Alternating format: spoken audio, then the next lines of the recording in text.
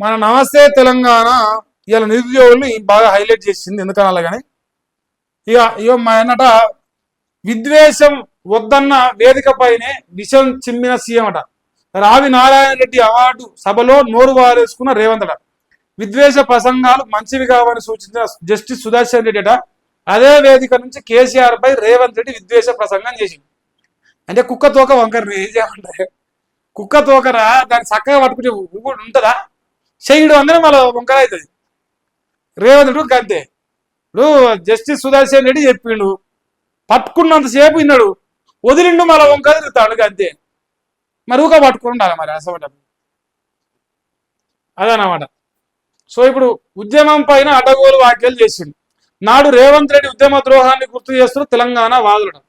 విద్వేష ప్రసంగాలు ప్రాథమిక విలువలు సమ్మిళిత విలువలను నాశనం చేస్తాయి, ఇది అత్యంత ప్రమాదకరం. రావి నారాయణ రెడ్డి అవార్డు ప్రధానోత్సవ సభలో జస్టిస్ సుదర్శన్ రెడ్డి హితబోధ చేసినట.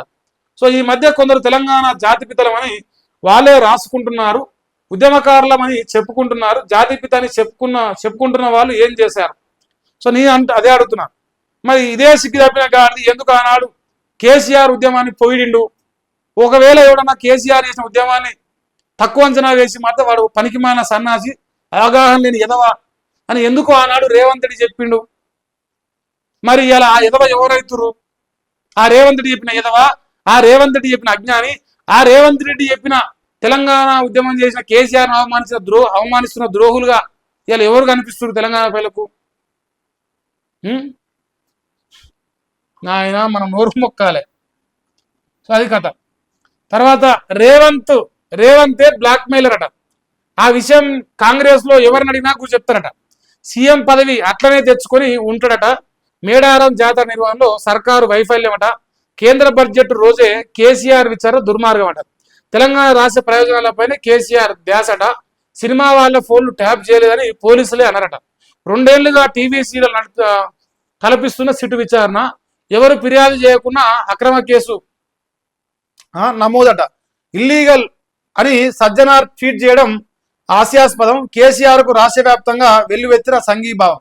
700 చోట్ల సీఎం దిష్టిబొమ్మల దహనమే నిదర్శనం.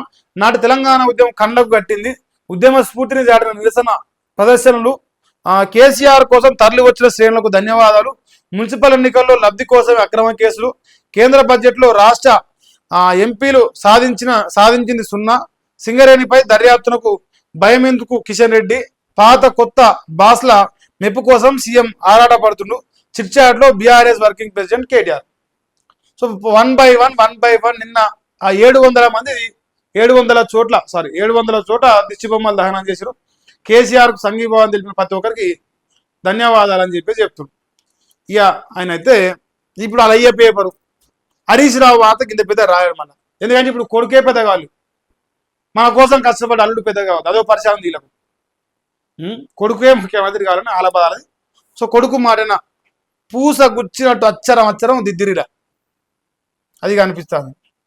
సో అన్నంలో గుట్కా ప్యాకెట్ వచ్చిందంట. అబ్బా షబ్బాష్ అమ్మా, మంచోళ్ళ ఇద బ్రాందీ కలిపిపోయారు. అట్లా నీళ్లు వాటర్ కలిపిపోయినారు.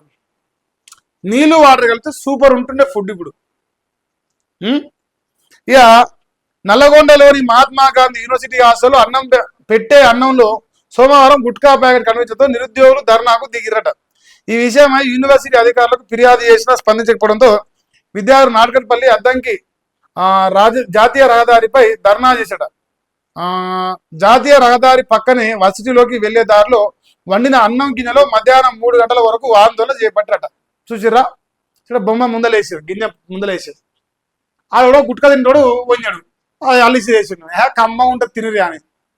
ఎందుకంటే రోజు గుట్క కమ్మ ఉంటుంది కదా. ఓడే పుర్ల పువ్వు పెడతాడు. చాలా బ్రహ్మాండం. అన్నట్ట తమ్ముడిట మునగాళ్ళైన ఎమ్మెల్యేలు నల్లగొండ ముద్దు బిడ్డలు కర్రలు కడతారు ఇప్పుడు. సో ఇది పరిస్థితి. దీన్ని ఇంకో 1,00,000 సార్లు ఈ వార్త వచ్చిన, ఇంకో 2 లక్షల సార్లు ఈ వార్త వచ్చిన జనాలకి సోయి రాదు, నాయకులకు కాంగ్రెస్ నాయకులకు సిగ్గు రాదు. తుప్ప ఉంచుతున్న ఫుడ్ పాయిజన్ మీద తుడుచుకోరియా వాళ్ళు అట్నే ఉంచుతారు. గింత ఇడ్చుకొని బతారు కాంగ్రెస్ వాళ్ళు. 2 ఏళ్లకెళ్ళి మొత్తుకుంటారు దీన్ని అది ఏం జరుగుతుందో ఏందో కనుక్కొని దాన్ని సాల్వ్ చేసే ప్లాన్ అయితే లేదు, చేద్దాం అయితే లేదు. మరి ఏం చేద్దాం, అదొకటి. సమ్మక్క రీసర్వే 10 కోట్లకు స్కెచ్ అట. బరాజు బ్యాక్ వాటర్ ఎఫెక్ట్ పై మళ్ళీ అధ్యయనం. గతంలోనే స్టడీ చేసిన ఐఐటి ఖరగ్పూర్ బృందం అయినా రీసర్వేకు కాంగ్రెస్ ప్రభుత్వం ప్రయత్నం. ఛత్తీస్గఢ్ అధికారులతో కుమ్మక్కైన రాష్ట్ర అధికారి 50 లక్షల్లో పూర్తయ్యే సర్వేకు 10 కోట్లు ఖర్చు వచ్చేలా మరి ప్లాన్ చేశాట. తలా 2 కోట్లు పంచుకున్న చీకటి ఒప్పందాలు జరుగుతున్నాయట. ఆయన చెప్పిండు, నేను చెప్తాను. 10 కోట్లట. పైసలు మస్తు మన కాడ కోసినా కూడా వెళ్తలేవు, చాలా ఉన్నాయి. సర్కారుకు సుప్రీంకోర్టులో ఎదురు దెబ్బ. సోషల్ మీడియా పోస్టుల ఆధారంగా కేసుల నమోదును తప్పుపట్టిన ధర్మాసనం. శశిధర్ గౌడ్ కేసులో హైకోర్టు ఇచ్చిన తీర్పును సమర్థించిన సుప్రీంకోర్టు.